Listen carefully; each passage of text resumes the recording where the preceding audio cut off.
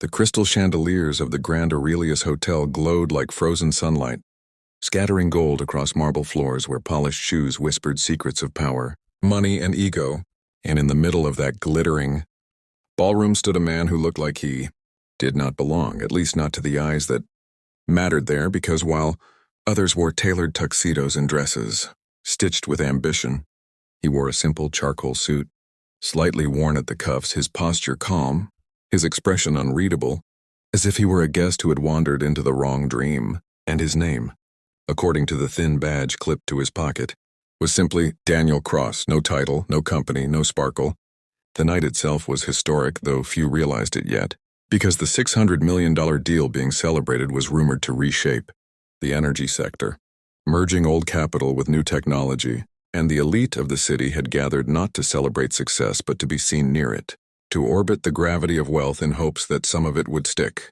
And Daniel stood near the far edge of the room, holding a glass of water instead of champagne, watching with the quiet attention of someone who had seen this world before and survived it, his eyes tracking the laughter that came too loud, the handshakes that lasted too long, the smiles that vanished the moment backs were turned, and he noticed how conversations curved away from him like water around a stone, not because he tried to hide, but because invisibility had learned him well. Nearby, a group of executives from Lathmore Capital laughed as if nothing in the world could ever touch them, led by Victor Hale, a man whose confidence came not from wisdom but from proximity to power, and Victor's eyes flicked toward Daniel with the casual cruelty of someone bored enough to make sport of another human being, and he leaned toward his companions, whispering just loud enough to be heard, "Who let the waiter dress like a guest?"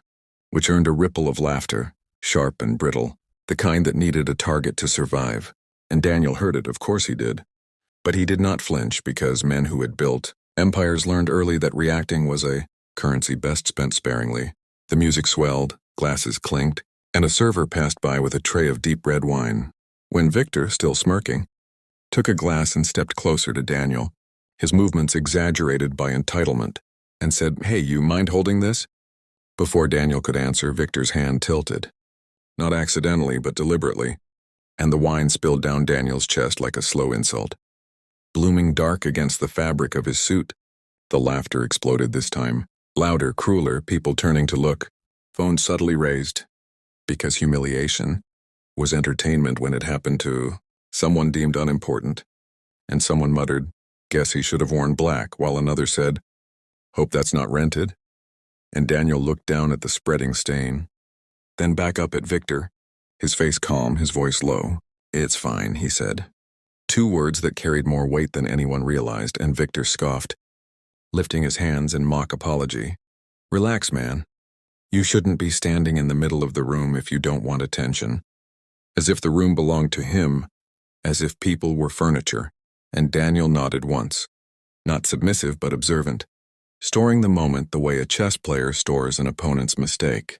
Around them, the crowd's attention drifted away as quickly as it had gathered, humiliation consumed and discarded, and Daniel stepped toward the balcony doors, the cool night air greeting him like an old friend, his reflection in the glass showing a man marked by wine but unbroken, and as he wiped the stain with a napkin, memories surfaced, not of pain, but of purpose, of nights spent sleeping in his car, while building code that would one day power half the grid, of meetings where investors laughed at his projections, of a mother who had said, "If you ever become powerful, promise me you'll never forget how it felt to be invisible."